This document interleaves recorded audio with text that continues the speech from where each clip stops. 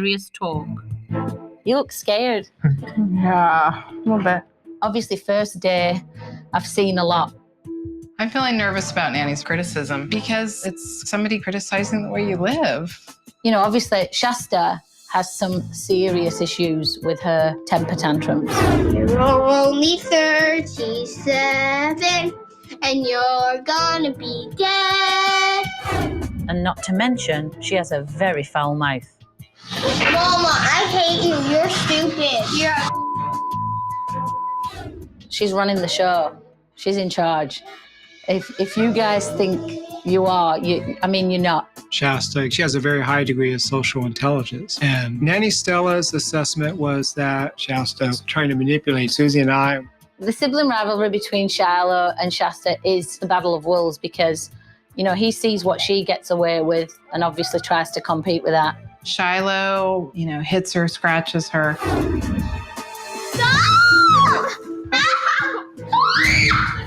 And then you've got Kaya, who's modeling some of that, the same behavior. Kaya mimics everything they do, like hitting and yelling. One thing that is evident, and I know this may be hard to hear, but there's real disconnect between you two, and it's hurting your children. That's what we never expected to come up.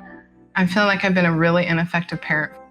You aren't on the same page. I don't think I was prepared for the nanny to come in and deal with issues that maybe relate with the parents.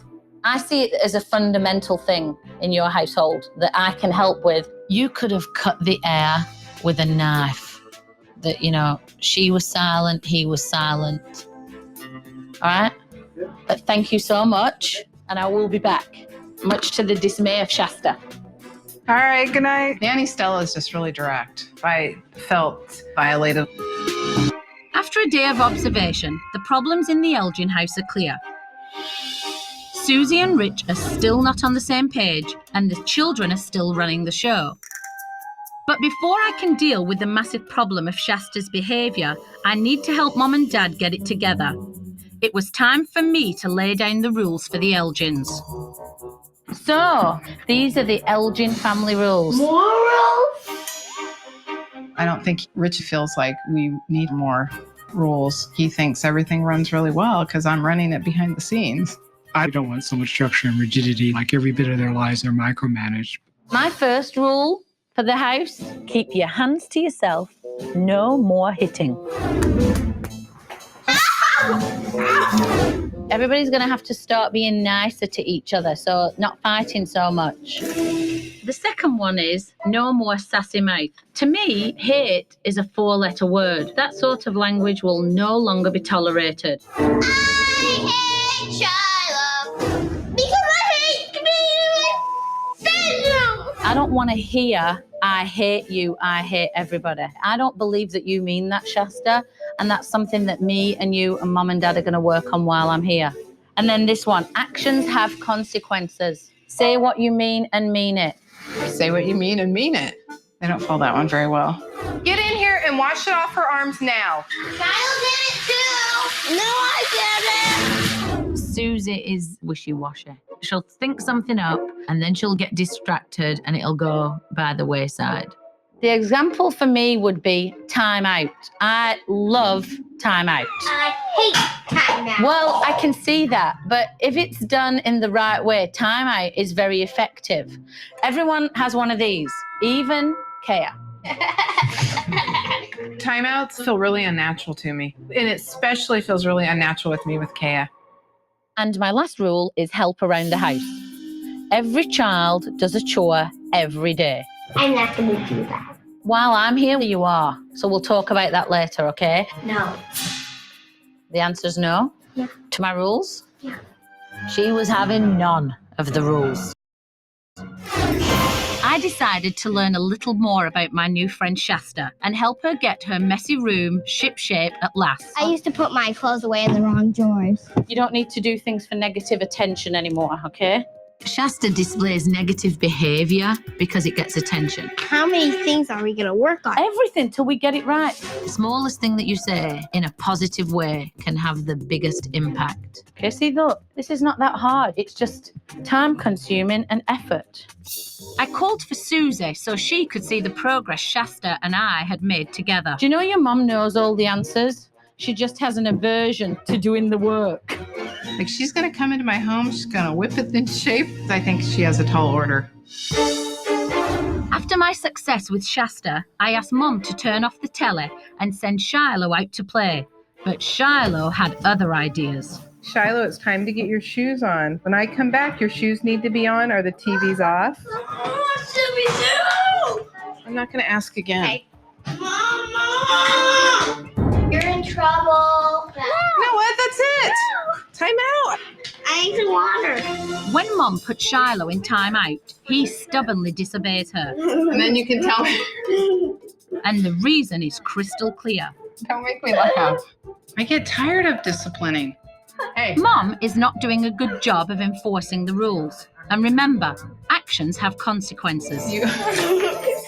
Can you help me for a sec? Dad wanted nothing to do with the situation at hand. Without any clear expectations, Shiloh's frustration grows. Time out is around the corner. You know what? I asked you to get your shoes on. If they weren't on by the time that I came back from the road. As Shiloh's time out went from bad to worse, I decided to talk to him. Shiloh, listen, I need to talk to you, okay? Okay, calm. First of all, what I need you to do. Okay, I want you to look at me. Shiloh, look at Nanny Stella. You look at me. Thank you. I was trying to demonstrate to both parents, you think what you're going to say and you mean it. There's no wishy-washy approach. Right, the first thing I need you to do is take a deep breath. Okay, you need to stay in time out, and when it's over, you and Mum can talk about it. As I was showing Mum and Dad how to take time out seriously, Dad was paying no attention. And then he just headed for the exit. I'm here. Where are you going? All right. Why? Because I want to. I couldn't believe it. I've never seen anything so rude. I don't know what else I can do. You're taking care of it. Take care of it. Rich focuses more on his bike riding than he does on his family. This blows me away. Mom want Daddy never to come back. Clearly, he needs to be involved if this is going to work. So when Dad got back, I decided to call a meeting with the parents. Where's family time? There is none. Occasionally on a Sunday. Well, we have family time on Saturday when I get back. See, Generally, well, let me finish. Okay, sorry. I'm talking. So let's say I get back at 1 o'clock. There's still the perspective, I think, from Susie that I was gone all day. It's not that he's gone all day on Saturday. It's that he's gone all day on Saturday. As far as my biking goes, I felt like she was trying to take something that was fundamentally important to me away. If that was me, I'd be passing these kids to you and I'd be gone for the same amount of time. If I were to take as much time as you take doing what you do, there would be no family time. In his perspective, he thinks we spend a lot of time together. But, every Saturday I'm on my own with the kids. When you are home, I don't feel like you're really home sometimes. I'm hearing that you think your husband is selfish with his time and not committing enough to your family. That is an honest to God question that just needs an honest answer. I think his priority is cycling over family time.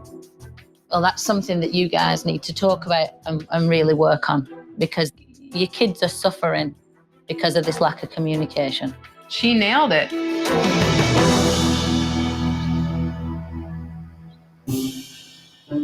Mum needs some time off and Dad needs to get more involved with the kids. So I send Mum off for a bit of relaxation. Okay, where's Mum? Where's Susie? Okay, Susie, come on. This is your time to go out, your day. All right, I'm out of here. I want him taking care of his kids so that it's not all on me. And I feel like I'm bogged down. Daddy won't have any fun with us. Really? Hey, what's the problem? I'm home. I'm home all the time, a lot more than other dads. Bye, have a good time. So give me an estimate of when you think you're going to be home. I'll call you. Ultimately, I think it needs to be better for Susie. Susie's happier, my life will be better too. Dad's in charge. Nanny's supervising. Bye, everybody. Bye, Nanny Stella. It's nap time at Daddy Daycare, Lie down. and Rich is doing his best to stick to the schedule. But Kea is getting a bit fussy. Kea, if you get up one more time, I'm putting you in timeout. Just your warning, okay? As Dad continues to struggle with Kea, Shasta and Shiloh strike up the band, adding to the general mayhem. You're in timeout. Okay, go take a nap. Kea wants no part of timeout, but Rich is surprisingly calm and firm. When I put Kea in timeout, when she stayed there and she was upset, it made me feel good. And she understood that what she did was inappropriate, so I thought it worked really well. Okay, timeout is over. It looks like when Dad applies himself, he can do a good job. This is you, rocking the block party, greeting the neighbors, and going all night. With boosting beats that return energy with every step. That starts with new Dr. Scholl's 24-hour energy multi-purpose insoles. It starts with Dr. Scholl's. We're making a big change to Reese's Peanut Butter Cups. We're adding a delicious layer of caramel. Yes! I love caramel! New Reese's Caramel Big Cup. Yes! With Dad taking control while Mom is out, life at the Elgin house seems to be getting on the right path. Next up on the schedule for Dad is dinner. Okay, Shasta, very hot. Okay. Wait, what are you using to eat with? Thank you. First, I thought Shasta was going to be more of a challenge, but we still need to work on Shiloh. Shiloh, use your fork rather than your hand to hold it. There you go. Like that. Shiloh, this is your last warning. If I see you eating your food with your hands, you're going in timeout. I was impressed by Rich's insistence on good table manners. Come on, I didn't touch the food with my hands. come here. Touch the food with my hands. Take a timeout and then come back and finish your food. And when Dad puts Shiloh in timeout, he actually listens. Sometimes you really can't be their friend. You have to be their parent. I think you all did remarkably well. Hello, Mom. Hello? Later on, when Mom calls, Rich clearly lets her know he's sticking with the schedule. I thought we agreed we were going to put Kea to bed at 7 o'clock. Can I talk to Mommy? I'm going to get Kea ready for bed and hopefully get her down. Dad communicates properly to Mom that he is putting Kea to bed at 7. And now, hopefully, they will be on the same page. Well, she said she's going to be home at 6:30 and she's not. I feel what's going to happen is she's going to come home and be hungry and want to eat, and I'm going to end up having to take care of Kea. Well, you should do that, because that's going to give you brownie points as far as I'm concerned. Rich had been left to his own devices, and he'd done a really good job. And then it was Kea, bedtime. Let's read it together.